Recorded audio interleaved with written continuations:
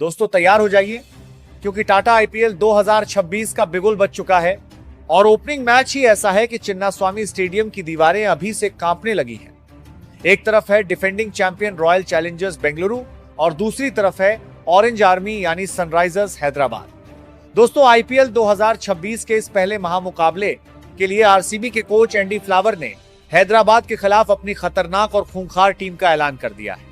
जहां पिछले season IPL 2025 में आरसीबी की टीम ने चमचमाती हुई ट्रॉफी को अपने नाम करते हुए 18 सालों का सूखा खत्म किया, लेकिन अब बारी अपने कप को डिफेंड करने की। दोस्तों आज की इस खास वीडियो में हम बात करने वाले हैं कि आखिर आरसीबी के कोच एंडी फ्लावर ने इस पहले मुकाबले के लिए अपनी टीम की प्लेइंग 11 में किस किस खूंखार खिलाड़ी को मौका दिया है। आखिर कैसी दिखने वाली है हैदराबाद के खिलाफ आरसीबी की फाइनल प्लेइंग 11। लेकिन रुकिए, जोश अपनी जगह है और होश अपनी जगह। मैच तो देखना है, पर सवाल यह है कि कब, कहां और कैसे, क्योंकि इस बार नियम थोड़े बदल गए हैं। इसीलिए आपको यह भी बताने वाले हैं कि आईपीएल 2026 का यह पहला मुकाबला कब, कहां और कितने बजे से कौन से स्टेडियम में खेला जाएगा। और इसके अलावा आपको यह भी बताएंगे कि आप आईपीएल 2026 के सभी मुकाबलों को एकदम फ्री में लाइव कैसे देख सकते हैं। दोस्तों तारीख नोट कर लीजिए, 28 मार्च 2026, जगह बेंगलुरु का एम, चिन्नास्वामी स्टेडियम। शोर ऐसा कि कान फटने लगे और रंग ऐसा कि पूरा शहर लाल हो जाए, क्योंकि दुनिया की सबसे बड़ी क्रिकेट लीग शुरू हो रही है और पहला ही मुकाबला, भाई साहब इसे मैच नहीं महायुद्ध कहिए।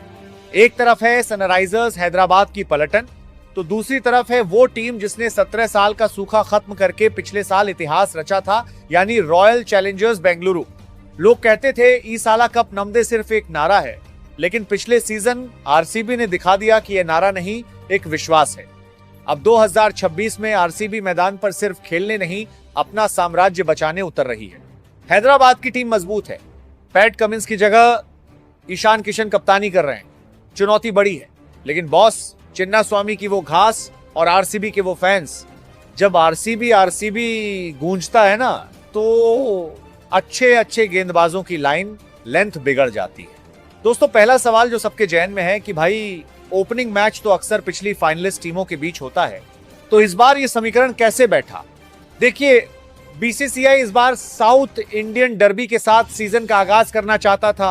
साथ ही आरसीबी पिछले सीजन की चैंपियन है और एसआरएच के साथ उनका नेवर एंडिंग राइवलरी वाला इतिहास रहा है।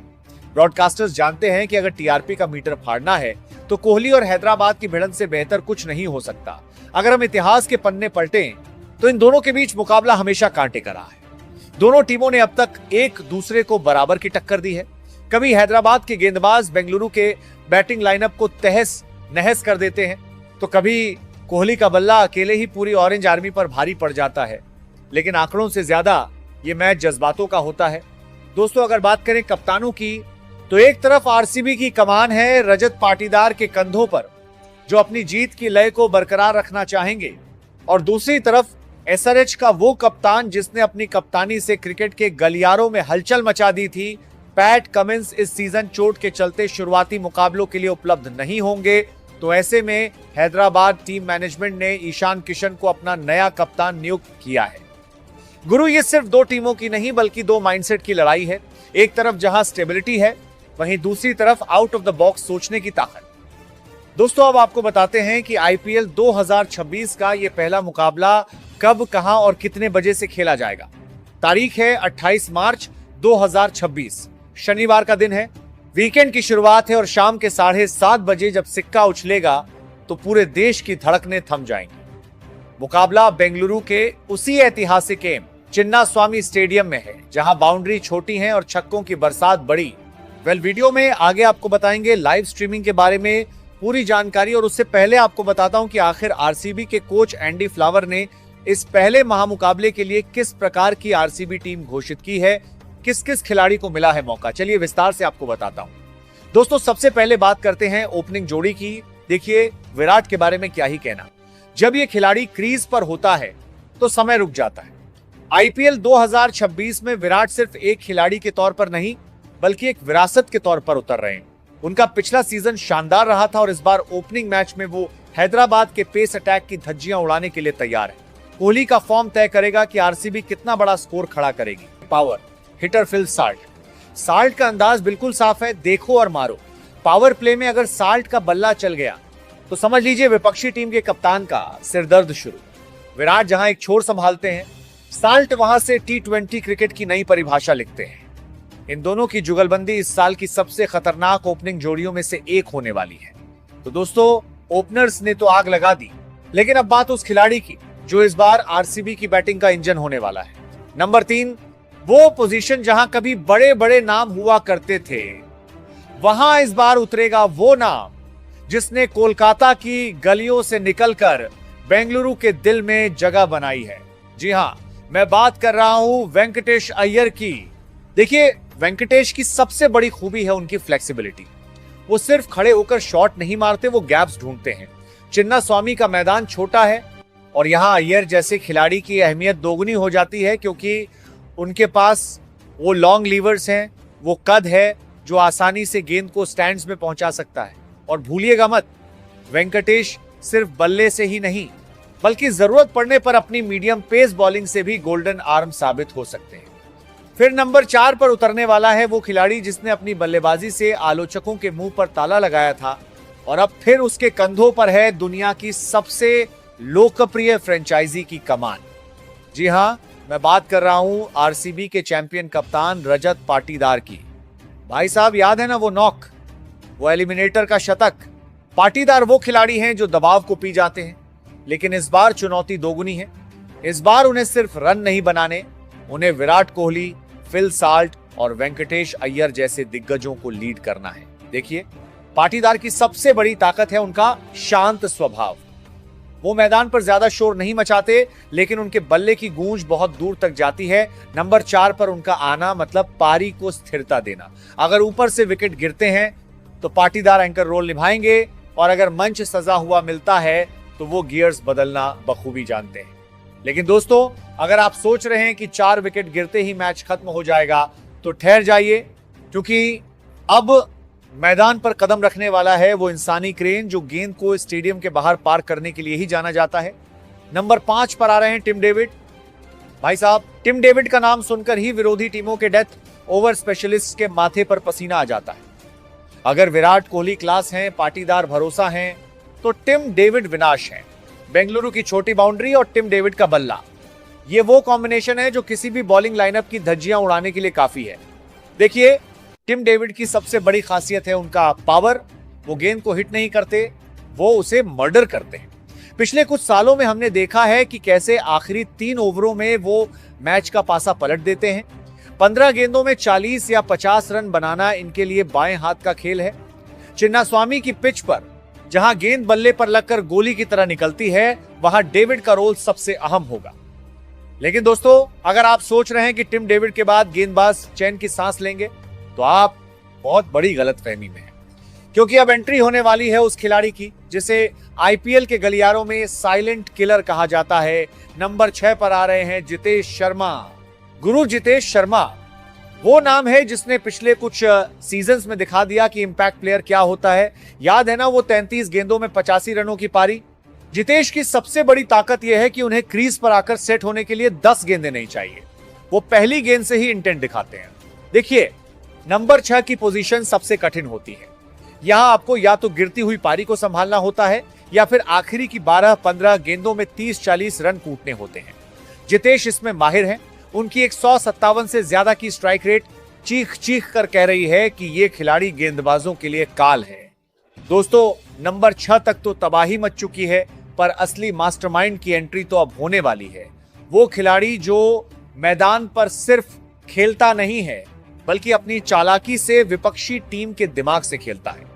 वेल कृणाल पांड्या का टीम में होना मतलब आपके पास एक ऐसा 3-in-1 पैकेज है जो किसी भी वक्त मैच का रुख पलट सकता है। लोग अक्सर पांड्या ब्रदर्स की बात करते हैं जो किसी भी वक्त मैच का रुख पलट सकता है, लेकिन कृणाल की वो क्रिटिकल थिंकिंग और विकेट लेने की काबिलियत उन्हें इस प्लेइंग 11 का सबसे जरूरी हिस्सा बनाती है।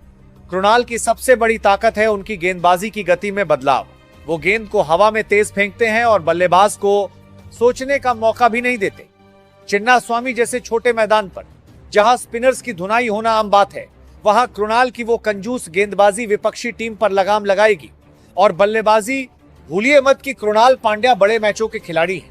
जब जब टीम मुश्किल में फंसी है, कृणाल ने आकर वो समझदारी वाली पारियां खेली हैं।